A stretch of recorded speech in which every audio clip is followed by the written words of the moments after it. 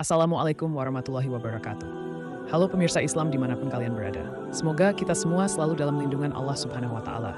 Seperti yang kita tahu bahwa salah satu tanda-tanda kiamat kubra adalah munculnya sosok manusia yang akan membawa kehancuran di alam semesta dan membawa fitnah terkejam, yaitu Al-Masih Ad-Dajjal.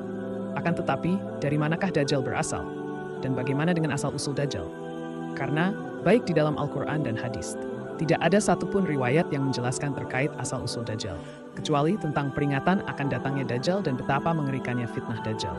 Namun, ada beberapa pendapat yang menjelaskan mengenai kisah hidup Dajjal, menyatakan bahwa Dajjal dilahirkan dari sebuah negeri bernama negeri Samirah yang terdapat di Palestina.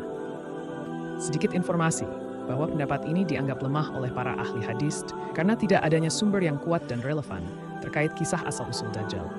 Akan tetapi, channel Narasi Islam Official akan membawakan kisah ini sebagai pembelajaran dan gambaran mengenai sosok Dajjal laknatullah alaih.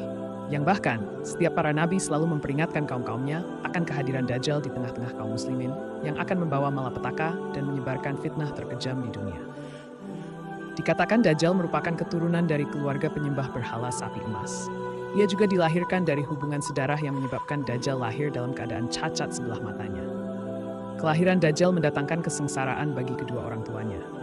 Karena setelah ia dilahirkan, Dajjal senantiasa tidur siang malam hingga ibunya tidak dapat menyusui dan menyebabkan terjadinya pembengkakan di payudara ibunya. Setelah menahan sakit selama 2 tahun, akhirnya ibunya pun meninggal.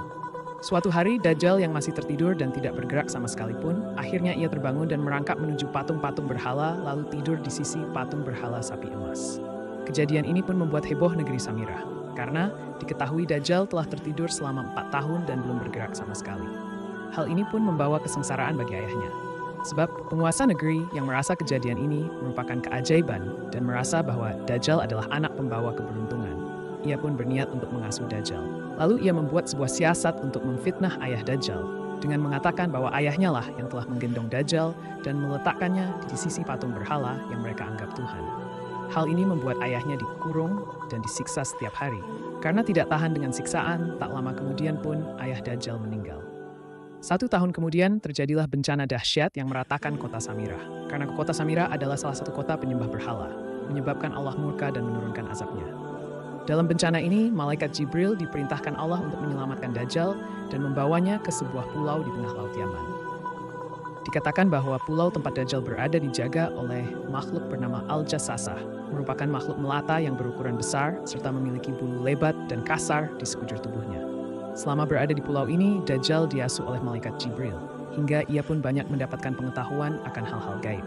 Dan juga Dajjal diberikan kelebihan oleh Allah Subhanahu wa Ta'ala, yaitu kecerdasan, tidak akan sakit atau pikun, dan jika telah berumur 100 tahun, maka ia akan menjadi muda kembali. Hal inilah yang menjadi cikal bakal dirinya membawa kehancuran di akhir zaman nanti. Di dalam kisah ini terdapat banyak versi. Dikatakan setelah tumbuh dewasa, Dajjal keluar dari pulau itu lalu merusak akidah-akidah kaum muslimin di beberapa tempat dalam masa kenabian.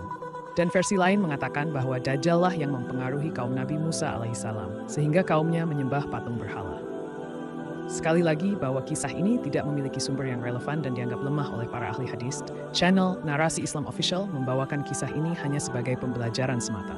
Adapun hadis syahih yang menjelaskan tentang sosok Dajjal dan Al-Jassasah tertulis dalam hadis Muslim nomor 2942, bab Qisatul Jassasah, yang mengisahkan tentang sahabat Rasulullah SAW, yaitu Tamim Ad-Dari, yang bertemu dengan sosok Al-Jassasah dan Dajjal di sebuah pulau di tengah Laut Syam atau Laut Yaman. Dalam pertemuan itu, Dajjal bertanya terkait kondisi Nabi Muhammad SAW dan situasi dunia pada saat itu. Lalu Dajjal mengatakan, "Aku adalah Al-Masih. Sebentar lagi aku akan diberikan izin untuk keluar. Aku akan menjelajahi bumi dan tidak ada satupun tempat yang tidak aku singgahi selama 40 hari. Kecuali Makkah dan Madinah, karena keduanya diharamkan bagiku."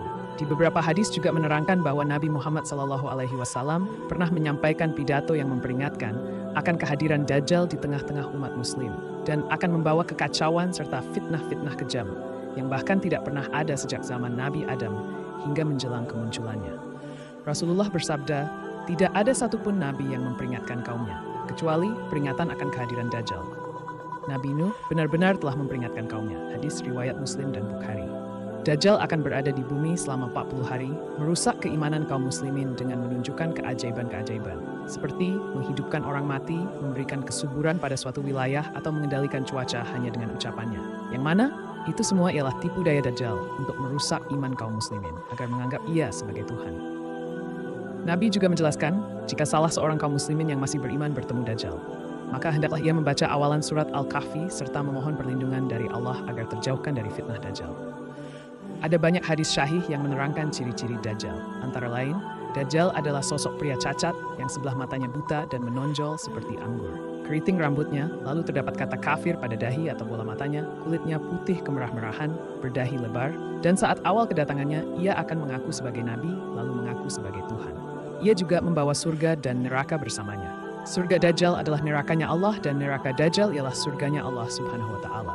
Maka hendaklah seorang yang beriman memilih nerakanya Dajjal, karena sesungguhnya api di dalam neraka Dajjal terasa dingin. Hadis riwayat Imam Muslim, Bukhari, Abu Dawud, dan lainnya. Itulah kisah singkat tentang sosok Dajjal laknatullah alaih, beserta beberapa riwayat tentang peringatan kemunculan ataupun ciri-ciri Dajjal seperti yang diriwayatkan di dalam hadis-hadis. Semoga kita termasuk golongan-golongan orang yang terhindar dari fitnah Dajjal dan selalu dalam lindungan Allah Subhanahu wa Ta'ala. Terima kasih telah menonton konten ini. Jangan lupa untuk terus bantu channel Narasi Islam Official dengan klik tombol subscribe, like, lalu bagikan ke saudara-saudara muslim lainnya, agar kita bersama-sama mendapatkan amal jariah dari kebaikan yang kita tebar. Jika kalian ada pendapat tentang kisah ini, silahkan komen di kolom komentar. Channel Narasi Official pamit undur diri. Wassalamualaikum warahmatullahi wabarakatuh.